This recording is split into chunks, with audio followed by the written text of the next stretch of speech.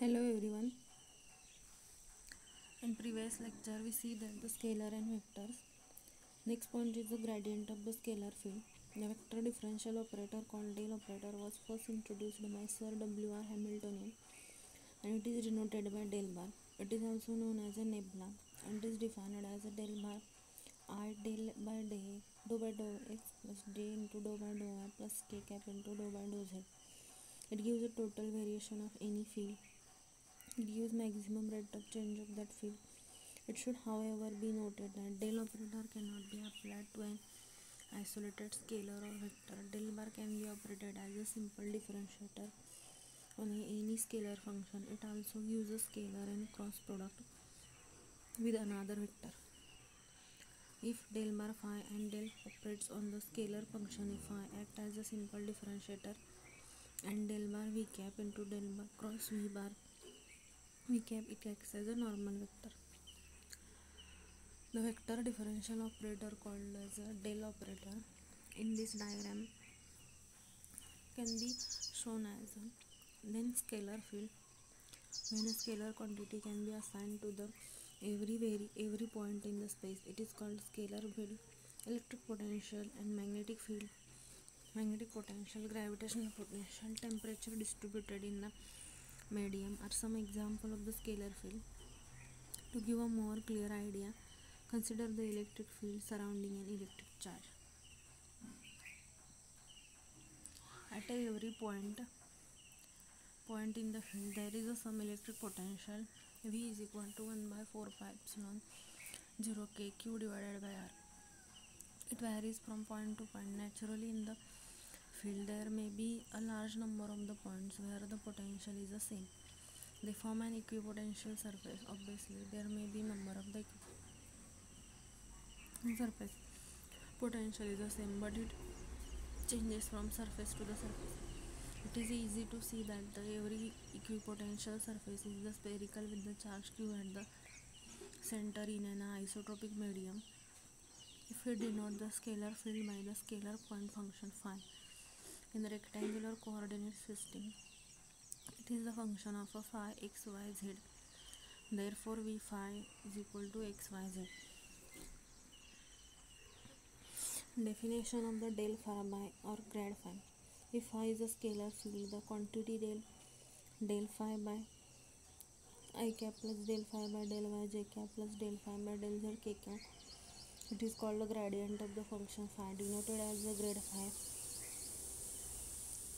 differentiable in the field. Grad phi del phi by del x I plus del y j plus del phi by del z k cap.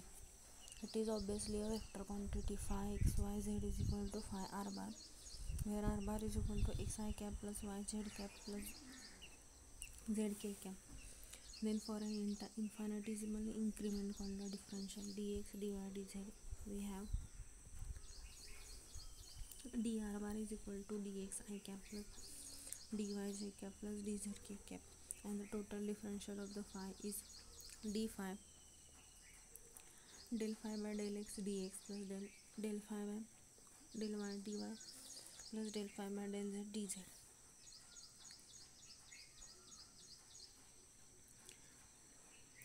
Therefore the flux flowing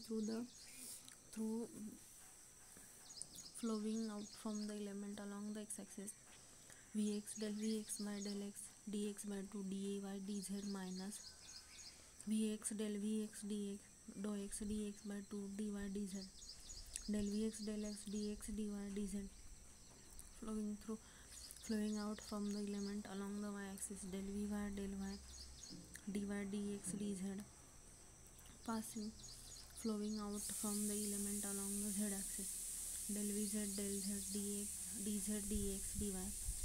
Total flux flowing out from the volume element del vx del x plus vy y plus del vz del z dx dy dz, but the dx dy dz volume element parallelepiped. Total flux flowing out per unit volume of the space in the field del x plus del vy del y plus del vz del z. If del v bar is equal to 0, the vector is called solenoidal. From the definition of the flux, the total flux over the parallelepiped phi is equal to V into ds. This symbol phi shows the surface is a closed. Phi s V bar ds del Vx dx plus del Vy del y plus del Vz dz x dy dz.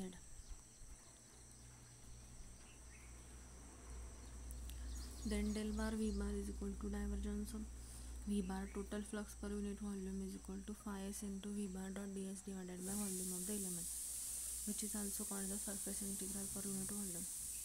A definition of the divergence of the vector. In hydrodynamics, the vector V bar can be considered as the velocity of the field. Then divergence of the V bar will represent the volume rate at which the fluid is flowing. Also V bar is a positive, is flowing away from the place, and if the negative is towards it. The next point is the curl of the vector field. Del bar cross V bar is equal to, if V bar is a continuously differentiable vector function, then the quantity I into del V a bar dx plus j into del V bar dou y plus k cap into del V z bar is called the curl of the V bar. It is resonant, so called as a V bar by dx plus j into dou by dou x Vx I cap plus Vy j cap plus Vz k cap.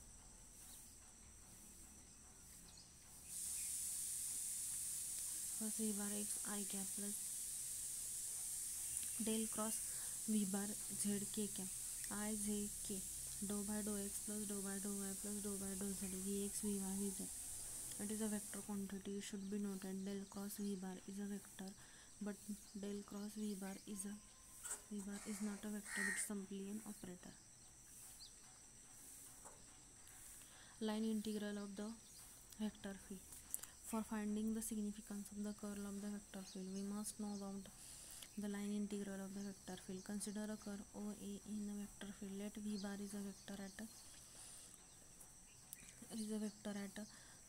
the point P on the curve. Consider a small elementary displacement vector dl bar along the curve at P. V bar dot dl bar is equal to V dl cos theta. V cos theta dl product of the component of the V bar along the dl bar with magnitude of the displacement.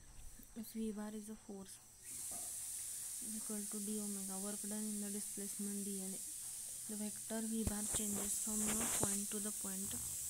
The total of all such product is 0 to a. V bar dot dl bar is a displacement from O to the A, then, and it's called the line integral of the V bar along the OA.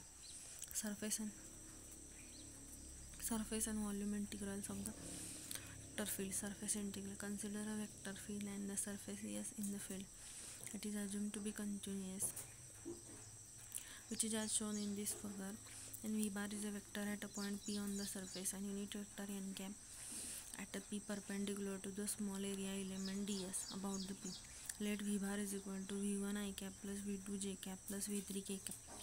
Then V bar dot n cap V bar dot ds bar is called the surface integral of the over the surface S. Here ds bar is equal to n cap into ds.